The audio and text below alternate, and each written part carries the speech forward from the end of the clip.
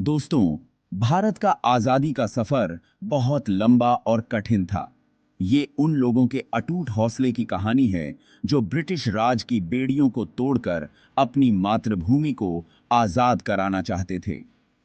19वीं सदी के अंत में भारतीय राष्ट्रवाद के बीज बोए गए थे, जो ब्रिटिश शासन द्वारा किए गए अन्याय के बारे में बढ़ती जागरूकता से प्रेरित थे।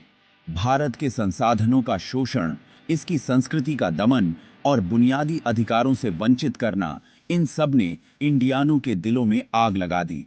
1870 में भारतीय राष्ट्रीय संघ का जन्म हुआ, जो सबसे पहले नेशनलिज्मी संगठनों में से एक था।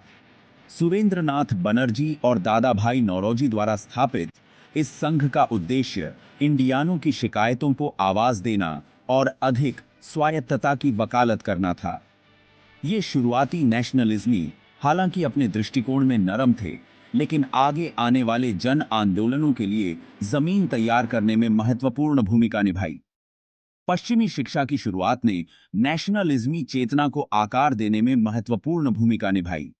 उदारवादी विचारों और प्रबुद्धता दर्शन ने भारतीय बुद्धिजीवियों को ब्रिटिश शासन की वैधता पर सवाल उठाने के लिए प्रेरित किया।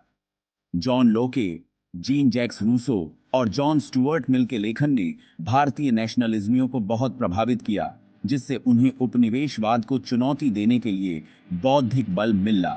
देशी भाषाओं के प्रेस के उद्भव ने नेशनलिज्मी भावनाओं को और बढ़ा दिया। क्षेत्रीय भाषाओं में प्रकाशित समाचार पत्र और पत्रिकाएं नेशनलिज्मी विचारों को प्रसारित करने और ब्रिटिश नीतियों के खिलाफ जनमत जुटाने के लिए शक्तिशाली उपकरण बन गए। प्रेस ने नेशनलिज्मी नेताओं के लिए अपनी मांगों को स्पष्ट करने और औपनिवेशिक शासन के दमनकारी स्वरूप को उजागर करने के लिए एक मंच के रूप में काम किया। जैसे जैसे 19वीं सदी करीब आई, भारतीय नेशनलिज्मी आंदोलन ने गति पकड़ी। 1885 में स्थापित भारतीय राष्ट्रीय कांग्रेस नेशनलिज्मी आकांक्षाओं के लिए अग्रणी मंच के रूप में उभरी। शुरुआत में कांग्रेस ने एक उदारवादी दृष्टिकोण अपनाया, ब्रिटिश शासन के मौजूदा ढांचे के भीतर सुधारों की मांग की। गोपाल कृष्ण गोखले और फिरोज शाह मेहता जैसे नेताओं ने विधान परिषदों और सिविल सेवाओं में अधिक भारतीय प्रतिनिधित्व की वकालत की। हालांकि 20वीं शताब्दी की शुरुआत में नेशनलिज्मी नेताओं की एक नई पीढ़ी का उदय हुआ, जिन्होंने उदारवादी राजनीति की प्रभावशीलता पर सवाल उठाया। बाल गंगाधर तिलक, बिपिन चंद्र पाल और लाला लाजपत राय, उन्हें लाल बाल पाल तिकड़ी के रूप में जाना जाता है, ने अंग्रेजों के प्रति अधिक मुखर दृष्टिकोण की वकालत की। वे स्वराज या स्वशासन को नेशनलिज्मी आंदोलन का अंतिम लक्ष्य मानते थे।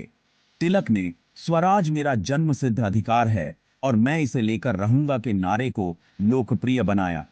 उन्होंने गणेश चतुर्थी और शिवाजी जयंती जैसे धार्मिक त्योहारों के माध्यम से जनता को संगठित किया। उन्हें नेशनलिज्मी प्रचार के मंच में बदल दिया। एक उग्र वक्ता और लेखक, पाल ने अपने लेखन और भाषणों के माध्यम से नेशनलिज्मी विचारों का प्रचार किया, जबकि पंजाब केसरी के रूप में जाने जाने वाले लाजपत राय ने निडर होकर ब्रिटिश नीतियों को चुनौती दी। 1905 में ब्रिटिश सरकार ने एक ऐसे कदम में जिसे व्यापक रूप से फूट डालो और राज करो के प्रयास के रूप में देखा गया, बंगाल के विभाजन की घोषणा की। यह निर्णय, जो प्रशासनिक सुविधा के लिए लिया गया था, इंडियानों द्वारा उनकी सांस्कृतिक और राष्ट्रीय एकता पर एक घोर हमले के रूप में देखा गया था। बंगाल ब्रिटिश भारत का सबसे बड़ा प्रांत धार्मिक आधार पर विभाजित था, जो मुख्य रूप से मुस्लिम बहुल पूर्वी भाग को हिंदू बहुल पश्चिमी क्षेत्र से अलग करता था। बंगाल का विभाजन भारतीय नेशनलिज्मी आंदोलन में एक महत्वपूर्ण मोड़ साबित हुआ। इसने देश भर में व्यापक आक्रोश और विरोध प्रदर्शन शुरू कर दिए। स्वदेशी आंदोलन, ब्रिटिश वस्तुओं के बहिष्कार और स्वदेशी उद्योगों को बढ़ावा देने की वकालत करते हुए को बहुत लोकप्रियता मिली। जीवन के सभी वर्गों के लोगों ने आंदोलन में भाग लिया। ब्रिटिश निर्मित कपड़े, नमक और अन्य उत्पादों का बहिष्कार किया। विभाजन विरोधी आंदोलन में क्रांतिकारी राष्ट्रवाद का उदय हुआ। अनुशीलन समिति और युगांतर पार्टी जैसे गुप्त समाजों का उदय हुआ, जो सशस्त्र यूनियनर्स के माध्यम से पूर्ण स्वतंत्रता की वकालत कर रहे थे। इन क्रांतिकारियों का मानना था कि दमनकारी ब्रिटिश शासन को उखाड़ फेंकने के लिए हिंसा आवश्यक है। बंगाल का विभाजन जबकि अंततः 1911 में रद्द कर दिया गया, भारतीय मानस पर एक अमिट छाप छोड़ गया, जिससे राष्ट्रवाद की लपटें और तेज हो गईं। भाग 4, जन आंदोलनों का उदय। गांधी का आगमन। 1915 का वर्ष भारतीय नेशनलिज्मी आंदोलन में मोहनदास करमचंद गांधी के राजनीतिक परिदृश्य पर आगमन के साथ एक महत्वपूर्ण मोड़ साबित हुआ। दक्षिण अफ्रीका से लौटकर, जहां उन्होंने नस्लीय भेदभाव के खिलाफ अहिंसक प्रतिरोध को सफलतापूर्वक नियोजित किया था, गांधी अपने साथ एक अनोखा दर्शन और रणनीति लेकर आए, जिसने स्वतंत्रता के लिए भारतीय यूनियनर्स को बदल दिया। लियो टॉल्स्टॉय और भगवद गीता की शिक्षाओं से गहराई से प्रभावित गांधी सत्य और अहिंसा की शक्ति में विश्वास करते थे। उन्होंने अपने दर्शन को सत्याग्रह कहा, जिसका अर्थ है सत्य बल या आत्मा बल। गांधी का मानना था कि अहिंसक प्रतिरोध के माध्यम से भारतीय अपने उत्पीड़कों के विवेक को जगा सकते हैं और हिंसा का सहारा लिए बिना अपनी स्वतंत्रता प्राप्त कर सकते हैं। भारत में गांधी का पहला बड़ा सत्याग्रह अभियान 1917 में चंपारण सत्याग्रह था। उन्होंने बिहार के नील किसानों को ब्रिटिश नील बागान मालिकों द्वारा लगाई गई दमनकारी बागान व्यवस्था का विरोध करने के लिए संगठित किया। चंपारण सत्याग्रह की सफलता ने गांधी को एक जन नेता के रूप में स्थापित किया और अहिंसक प्रतिरोध की क्षमता को प्रदर्शित किया।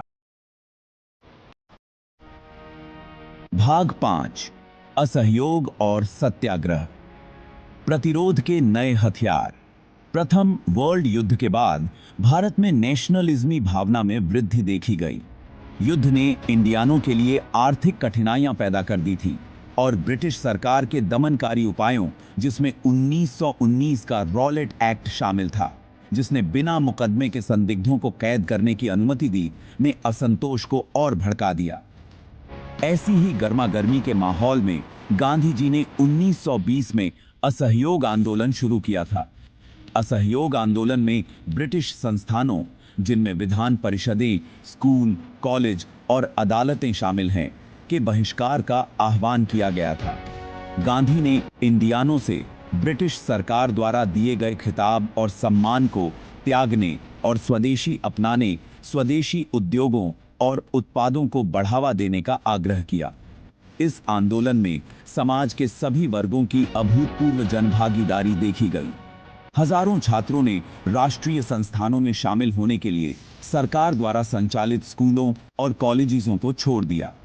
वकीलों ने ब्रिटिश अदालतों का बहिष्कार किया और जीवन के सभी वर्गों के लोगों ने शराब की दुकानों और विदेशी कपड़े की दुकानों पर धरना देने में भाग लिया। असहयोग आंदोलन ने भारत में ब्रिटिश शासन की नींव हिला दी, जन मोबिलाइजेशन और अहिंसक प्रतिरोध की शक्ति का प्रदर्शन किया।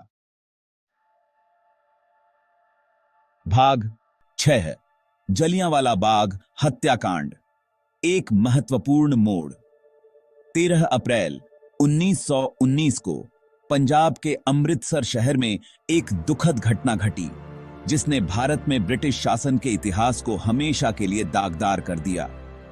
उस भयावह दिन निहत्थे पुरुषों, महिलाओं और बच्चों की एक बड़ी भीड़ रॉलेट एक्ट का विरोध करने के लिए जलियांवाला बाग, एक 4 दीवारी वाला बगीचा में जमा हुई थी। अमृतसर के सैन्य कमांडर जनरल रेजिनाल्ड डायर सैनिकों की एक टुकड़ी के साथ घटनास्थल पर पहुंचे और अपने सैनिकों को बिना किसी चेतावनी के शांतिपूर्ण सभा पर गोलियां चलाने का आदेश दिया। 10 मिनट तक गोलीबारी जारी रही, जिसमें सैकड़ों निर्दोष लोग मारे गए और कई घायल हो गए। जलियांवाला बाग हत्याकांड ने पूरे भारत और दुनिया को झकझोर कर रख दिया। शांतिपूर्ण विरोध पर ब्रिटिश प्रतिक्रिया की क्रूरता ने आक्रोश और भय पैदा कर दिया, जिससे कई उदारवादी भारतीय ब्रिटिश शासन के खिलाफ हो गए।